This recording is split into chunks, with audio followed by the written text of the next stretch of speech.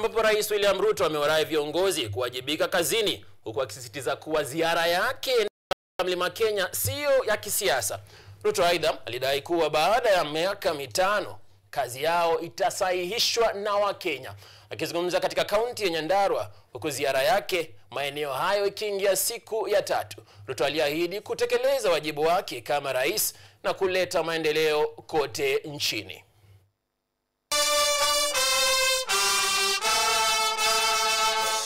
Siku ya 3 ya ziara ya Rais Ruto Mlima Kenya iling'oa nanga katika kaunti ya Nyandarua. Ziara hii ikipelekea rais huyo kuwahimiza viongozi katika nyadhifa tofauti kujikakamua na kuwajibika kwa kuleta maendeleo kwa Wakenya. Si nyinyi ndio mtasahihisha hiyo kazi baada ya miaka 5? Basi tukae chonjo, kila mtu afanye kazi yake bwana. Kama wewe ni MCA, fanya kazi yako. Hawa watasahihisha kazi yetu baada ya miaka 5. Kama wewe ni mbunge, fanya yako.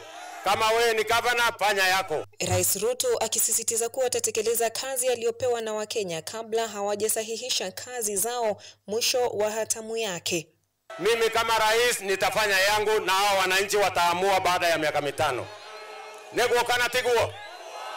Iko makosa hapo? Si nyinyi ndio walimu wa kusahihisha? Si mtajua nani hajafanya kazi? Si mtajua nani amefanya kazi?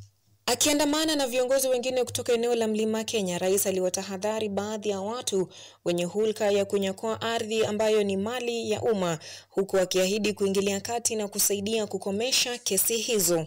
Grabbers wote tuambie mali ya umma si mali ya mtu binafsi. Na kama wamechukua na kimabavu ama na kwa ukora, hiyo maneno tutafutilia mbali, shamba irudi ya wananchi wa Nyandarua County.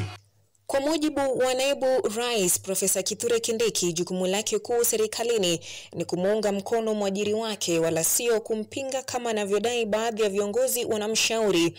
Kindiki aidha katika harakati ya kuahidi uaminifu wake kwa bosi wake, alitoa mfano ya manaibu wa rais walionyesha uaminifu wao kwa rais na baadaye kutuzwa. Wale wanataka kupigana na rais, wale wanataka kupigana na serikali, waende upinzani, kwa sababu hiyo ni kazi ya upinzani, sio kazi ya serikali. Rais Ruto alikuwa anasema yesa kwa Uhuru Kenyatta, na Mungu sasa amembariki, ndio rais yetu. Nataka mnikubalie hata mimi nisaidie rais na niseme yes sir, niseme yes.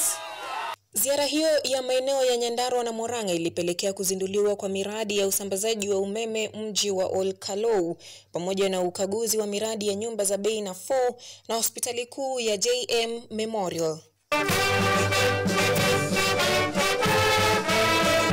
Zikiwa zimesalia siku 2 kabla ya kukamilika kwa ziara ya Rais Mlima Kenya, huku Ruto akisisitiza udhabiti wa uhusiano wake na watu wa Mlima.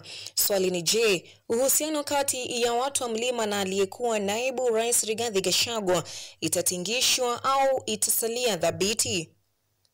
Ochieng Cynthia, runinga ya KU.